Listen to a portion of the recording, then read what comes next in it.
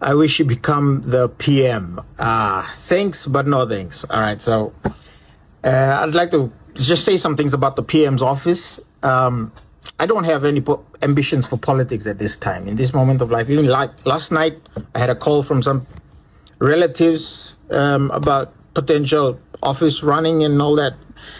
Not currently interested. I don't know. Anyway, the PM's office is an overrated office in Papua New Guinea. It's overrated. Unfortunately, we need to understand that the PM's office doesn't carry as much weight as people think it does. It doesn't carry much authority as people think it does. The PM's office is not as powerful as the President of the United States. In Papua New Guinea, it doesn't have that much authority.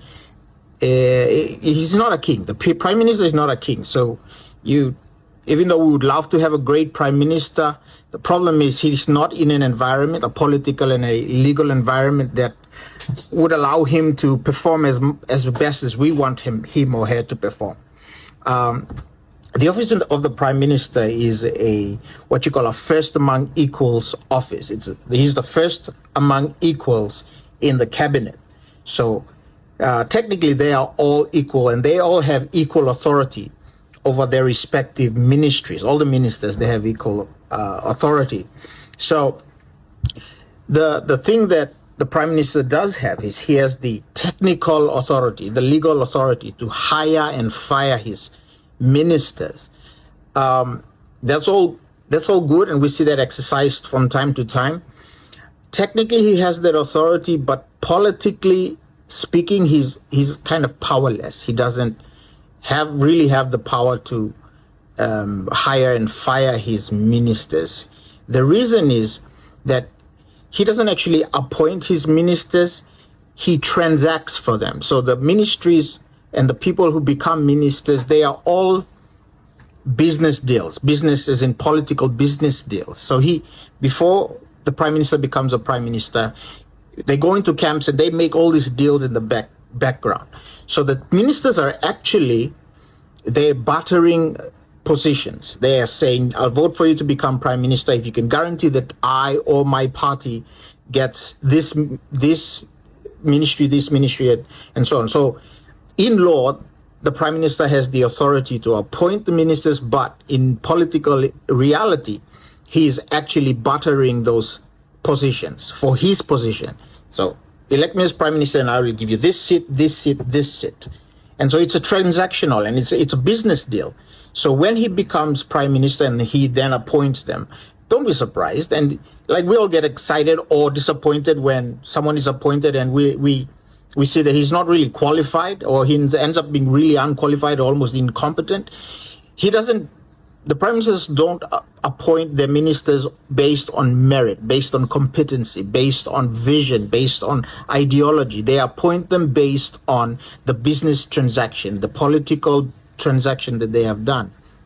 And then so they go and sit there. And so they've been traded this spot.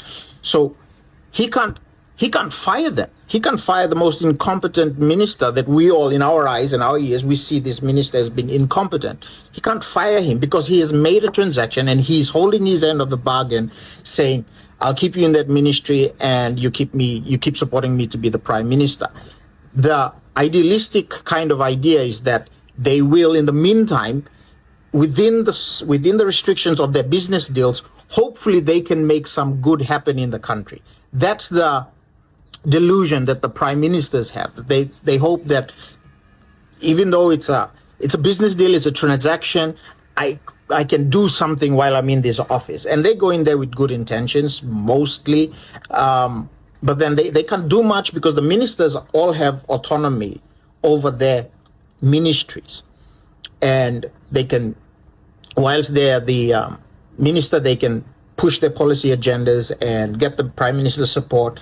And usually the Prime Minister supports the ministers because it's a transaction. When you've given the seat to them, they push whatever agenda they have, and you would have known before you are Prime Minister that that's the agenda that they have. And most of the time it's good or it's promoted as good ideas, and they put that out. But then what happens when that minister becomes rogue and starts going on his own? or starts showing some massive incompetence, that ministry starts to fade. He wants to fire him, but he cannot. All right. So this is the thing. And also our political climate doesn't really correlate with our legal structures, the legal structures that have been created in terms of the appointment of the prime minister, the appointment of the cabinet members, and the reversal of the termination of all the appointments and so on. So it's like they have to always be navigating this political climate. So the office of the prime minister is not as powerful as you think it is. What he is basically a chairman of the board, and all the board members have respective authority and respective autonomy and independence, and they all have to collectively make their decisions. And that means they have to compromise all the time. They have to give up some of their ideals, their policies, they give up some of their goals and even their grandeur visions for the nation. They have to give it up because they're working as a collective. No one single person has more power than he has. So he's stuck there. Now, during the tenure of the prime minister, he's stuck with these people that he has. Now, from time to time, he might remove them, or it seems like he's removing them. But whenever he's removing a minister, it's also a business transaction. He has to make a deal so that he protects his own position. It's not basically you're incompetent, I'm removing you, putting someone else that's competent. No, it's not that. That's the ideal idea in our minds, but that's not how it works. So this is the glitch in the system, that the prime minister is beholden to the people, actually, that he legally, technically appoints, but then he's accountable to them, rather than, as the law suggests, they being accountable to him. And so it's a reversal of they're all accountable to each other, and they have to keep each other in check.